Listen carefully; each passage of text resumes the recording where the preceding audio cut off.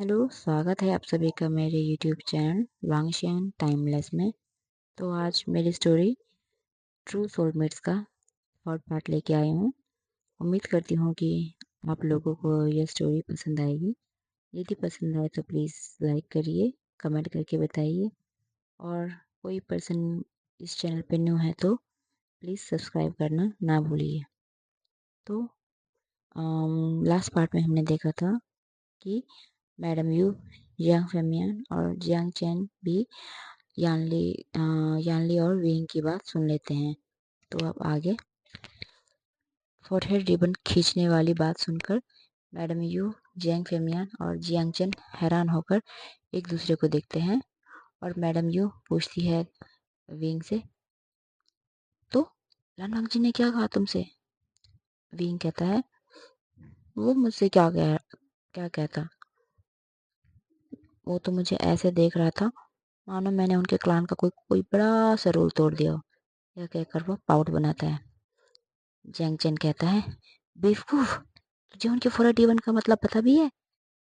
फिर वो अपने मन में कहता है कि इसे पता भी कैसे होगा। उसके कहने का मतलब ये है कि वह कभी क्लान के मैटर्स में वो कभी इन्वॉल्व नहीं हुआ है और ना ही कभी वो क्लान की मीटिंग्स में गया, तो उसे कैसे पता होगा इन सब चीज़ों के बारे में। उसके कहने का ये मतलब था। मैडम यू जैंग फैमियन से कहती है, अब हम क्या करेंगे? तो जैंग फैमियन कहते हैं, लगता है लनवांग जी ने लैन किरण को नहीं बताया। यदि वह उन्हें बताता तो या वह अभी इस वक्त यहाँ होते या हमें वहाँ बुला लिया होता। यान ली और विंग को इन तीनों की बातों का कुछ भी समझ नहीं आ रहा था, क्योंकि उन दोनों ने कभी भी क्लान के कामों में कोई भी इंटरेस्ट नहीं दिखाया और वैसे भी उन्हें मालूम था कि जंग फेमियान के बाद अगला जो क्लान लीडर है वो जंग चैन ही बनता।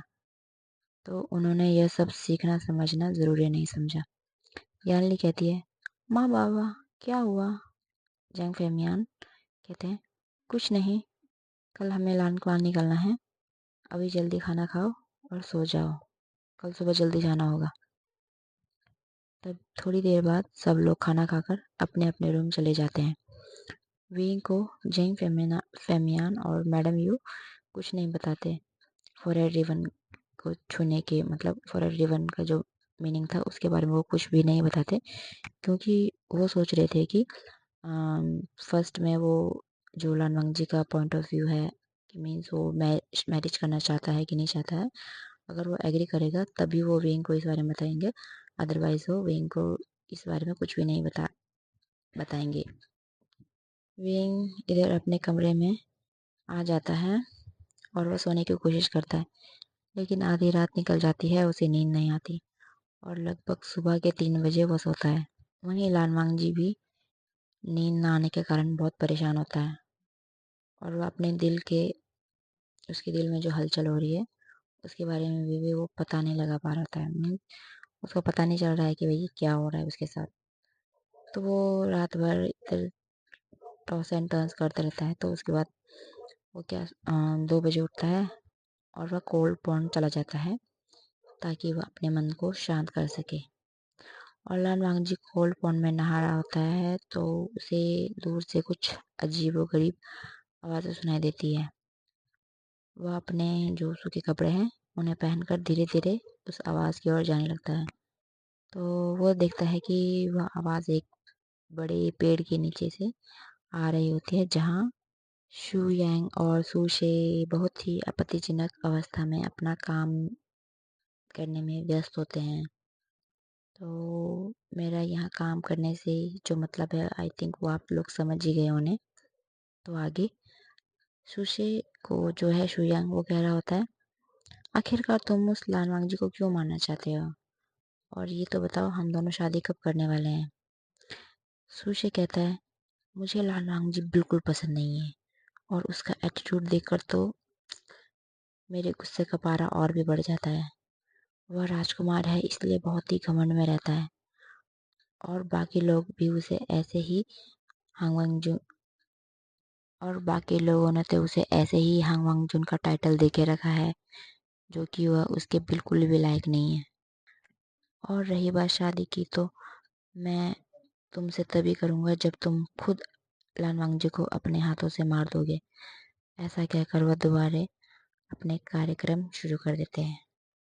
फिर शुयांग दोबारा से सुशी को कहता है, मैंने सुना है कि कल तुम्हारे पिता लैन कुरेन से तुम्हारी शादी लान वांगजी से करने की बात करेंगे, ऐसा क्यों? सुशे स्माइल करते हुए कहता है, क्यों, तुम्हें जलन हो रही है उस लान वांगजी से? शुयांग कहता है, हाँ, इतना मन कर रहा है कि जाके अभी उस लान वांगजी को मार दूं, उन्हीं दो भाई बहन की तरह जिनको हमने वहाँ यीलिंग में मारा था। शुशे कहता है, तुम चिंता मत करो, वह सब एक प्लान है ताकि हम इस लान क्लान को अपने कब्जे में ले सके। लान वांगजी से शादी करने के बाद मैं उसके अंकल और उसके शिचैन गा का ऐसा हाल करूँगा जिसकी उन्होंने कभी कल्पना भी नहीं की होगी। यह कहकर शुशे और शुयांग दोबारा वही एक्टिविटी में इंडल्ज हो जाते हैं। लान वांगजी उन दोनों की बातें सुन लेता है और तब उसे मालूम होता है कि जो अंधी लड़की और उसका भाई को मारने वाले और कोई नहीं, शुयांग और शुशे हैं। उसको इन दोनों पे बहुत ही ज़्यादा गुस्सा आ रहा होता है। उसका मन कर रहा होता है कि वो अभी जाए और इन दोनों का सर धड़ से अलग कर दे, लेकिन वह ये सब नहीं करता। वो देखना चाहता था कि कल शुशे और उसके पापा, जो कि क्लान के एल्डर में से एक है, वो क्या करते हैं और उनका फर्दर प्लान क्या है। तो वह धीरे से वहाँ से निकल कर अपने कमरे यानी जिंगशी में आ जाता है। वहीं शुयांग और शुशे को ऐसा लगता है मानो कोई उन्हें देख रहा था, लेकिन वो सोचते हैं कि कोई नहीं, यहाँ पे शायद कोई जानवर हो सकता है, और सेम अपनी एक्टिविटी कंटिन्यू रखते जाते हैं। दूसरी तरफ हम देखते हैं कि सुबह के 5 बज चुके हैं। तभी विंग को यहाँ ले आकर जगाने की कोशिश करती है, लेकिन वो विंग है कि उठने को राजी ही नहीं होता। इतने में जैंग चैंग आता है और विंग के मुंह पे एक ग्लास का पानी फेंक मारता है। विंग हड़बड़ाते हुए उठता है और कहता है, बचाओ बचाओ मुझे, नहीं तो मैं डूब जाऊंगा। यांगली हंसती है,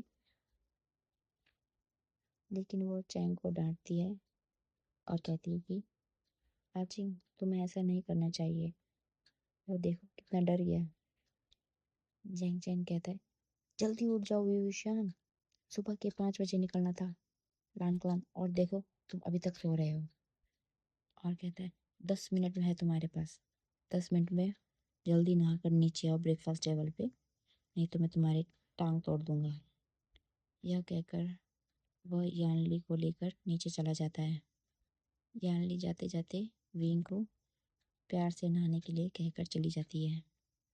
विंग जैसे तैसे 10 मिनट में नहाने के बाद टेबल पे आ जाता है खाना खाने के लिए। तब तक लगभग सुबह के 6 बज चुके होते हैं और वह सब मॉर्निंग का ब्रेकफास्ट कर कर लान क्लान के लिए निकल पड़ते हैं।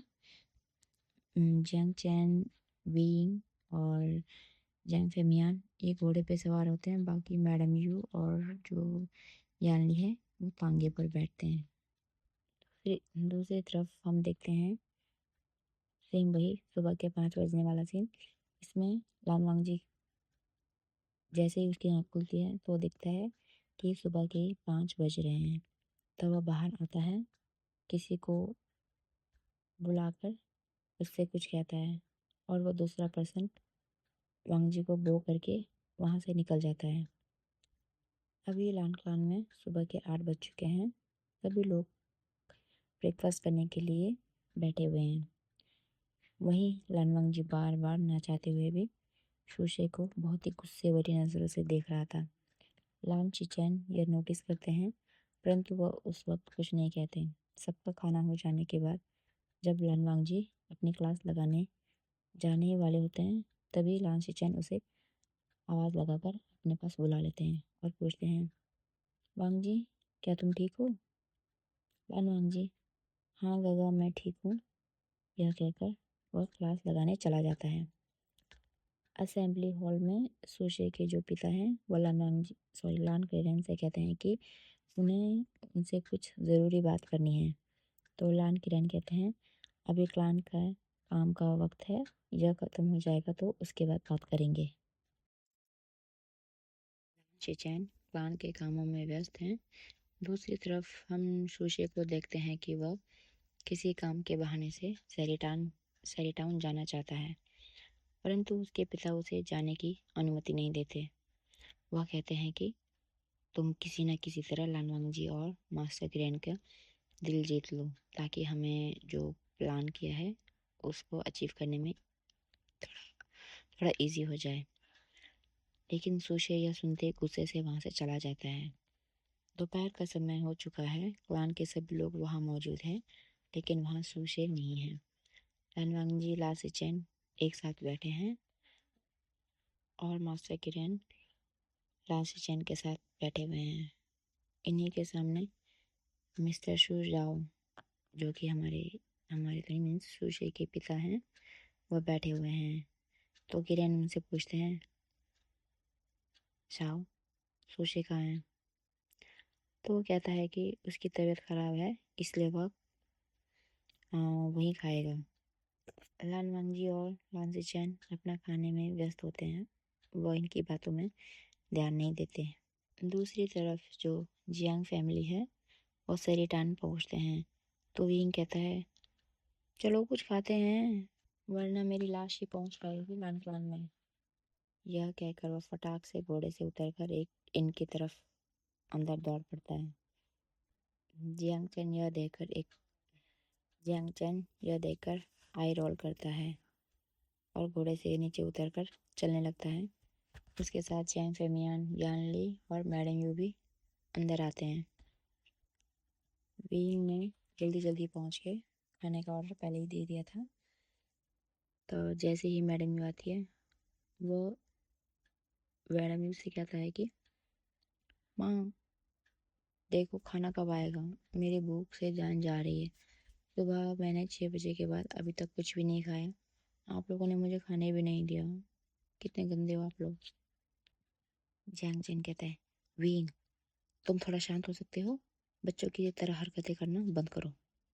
जैंग फेमियन कहते हैं बेटा थोड़ा रुक जाओ, खाना आने ही वाला है। मैडम यू वीन को प्यार से गाल पे हाथ रखते हुए कहती है बाबू, अगर तुम्हें भूख लगी थी तो तुमने हमें बताया क्यों नहीं? तो विंग अपनी आंख बड़ी बड़ी करके कहता है क्या, मैंने बताया तो था। यांग चैन और पिताजी को मैंने बताया था, तो उन्होंने कहा कि हम सेरिटान पहुंच के ही खाएंगे। मैडम यू उन दोनों की तरफ देखती है तो जियांग फेमियन कहते हैं यू, अगर हम बीच में कहीं रुकते तो हमें लान क्लान पहुंचने में बहुत देर हो जाती, क्योंकि तुम्हें पता है आशियान अगर कहीं भी रुकता तो वह 1-2 घंटे से पहले वहाँ से नहीं उठता। तो ऐसे में हम कैसे रुकते जगह जगह पे उसे खाने के लिए।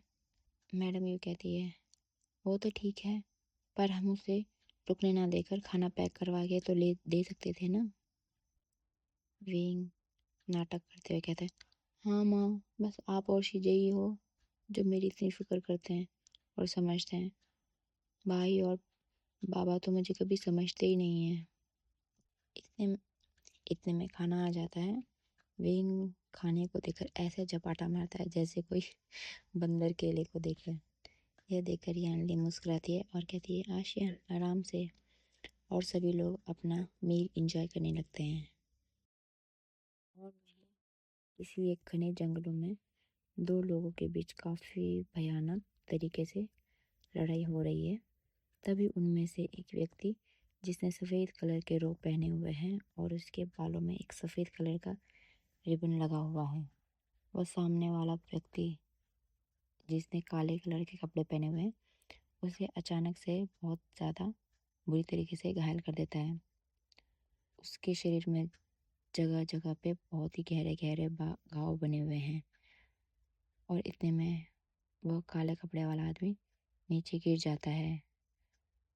तभी वह सफ़ेद कपड़े पहने हुआ जो व्यक्ति है वो उसे जादुई रस्सी से बांधकर उसे घसीटते हुए कहीं ले जा रहा है। और दूसरी तरफ यंग फैमिली का खाना हो जाने के बाद वह दोबारा से अपना गुसू की तरफ सफ़र जो है शुरू कर देते हैं। यहाँ से उन्हें बस 2 घंटे के आसपास लगेंगे क्लान पहुँचने के लिए। लान क्लान में एक सभा हो रही है जिसमें सभी लोग मौजूद हैं। लान वांगजी, लान चिचेन, किरेन और बाकी एल्डर्स भी। तभी लैन किरेन मिचर शाओ से पूछते हैं, अब बताइए आप क्या कहना चाहते हैं या कहना चाहते थे। शुजाओ कहते हैं कि जैसा कि लैन चिचेन की पहले से ही मेंग्याओ से शादी तो नहीं, रिश्ता हो चुका है, तो मैं चाहता हूँ कि लैन वांगजी के लिए सुशे का रिश्ता आप तय करें, क्योंकि मेरा बेटा सुशे लैन वांगजी से बहुत प्यार करता है और वैसे भी हम पहले से ही लान क्लान के मेंबर हैं, तो उसे यहाँ के रूल्स और रेगुलेशन से कोई प्रॉब्लम नहीं होगी। यह सुनकर लान किरेन और लान शिचेन लान वांगजी की तरफ देखते हैं, लेकिन लान वांगजी कुछ नहीं कहता और उसके एक्सप्रेशंस भी बिल्कुल काम होते हैं। लेकिन वह अपने हाथ की मुठ्ठियाँ भींच लेता है, जिसको कि लान शिचेन देख लेता है। इतने में एक डिसिपल आके सबको वो करता है और बताता है कि जियांग फैमिली यहाँ आई हुई है। लान शिचेन कहते हैं अपने अंकल किरेन से कि मैं उन्हें लेके आता हूँ। लान वांगजी को जियांग फैमिली की यहाँ होने की बात सुनकर अचानक से मन में बहुत ही खुशी होती है। उसका मन करता है कि वह दौड़ कर जाए और अपने विंग को गले से लगा ले। तभी वह मन में सोचता है, यह मुझे क्या हो रहा है, मैं ये विंग के बारे में ऐसा कैसे सोच सकता हूँ। वह उसने जानबूझकर नहीं किया है। अगर उसे पता होता कि इसका मतलब ये है तो वह ऐसा कभी नहीं करता। ऐसा सोचते हुए वह दोबारा से बैठ जाता है। एक्चुअल में जो लानवांग जी है उसको ऐसा लग रहा है कि जो विंग ने उसका फॉरहेड रिबन टच किया है, तो इसी वजह से लानवांग जी को विंग की तरफ एक जो पार्टनर के लिए अपने पार्टनर की तरफ जो अट्रैक्शन होता है वह फील हो रहा होता है। तो उसको एक तरह से गलत फहमी टाइप हो गई है कि ये जो उसका अट्रैक्शन है ये जस्ट बिकॉज विंग ने उसके फॉरहेड रिबन को छुआ, इसी कारण से हो रहा है, तो उसे ये लग रहा होता है। लान चैन देखते हैं कि पूरी जियांग फैमिली जो उनके लान क्लान के गेट है वहाँ से अंदर आ रहे होते हैं।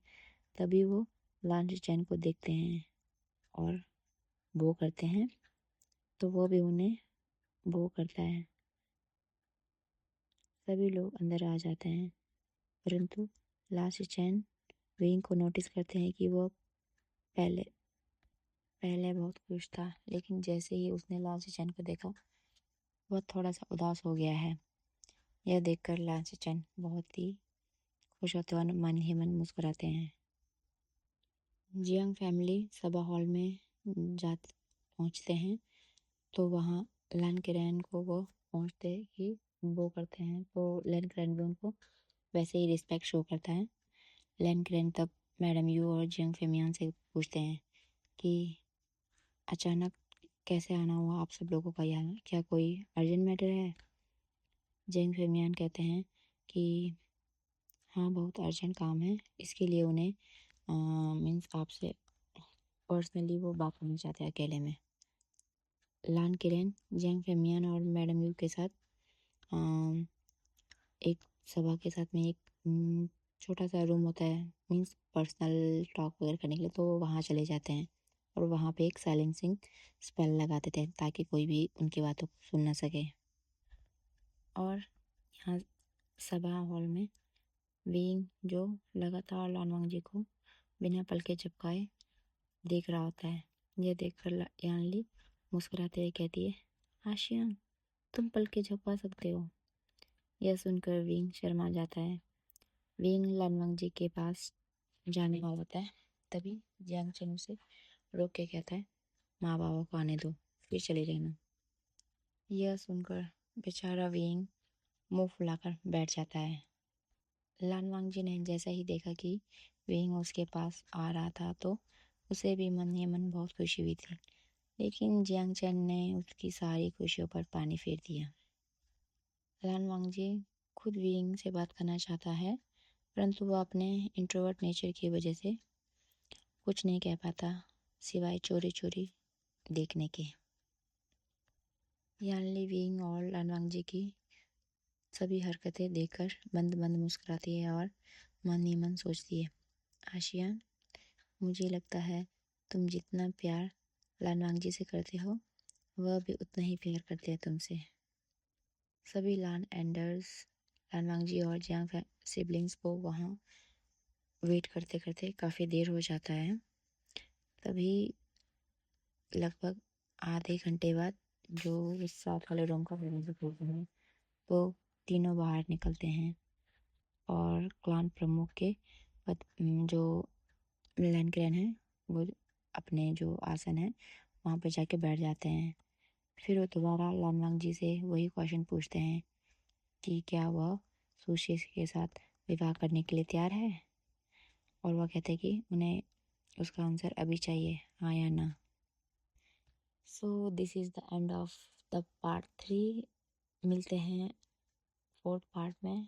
तो देखते हैं कि आगे के पार्ट में जब विंग को पता चलेगा कि लान वांगजी का जो है सुशी के साथ शादी की बात चल रही है तो उसे कैसा लगेगा। तो सी यू देयर, बाय बाय।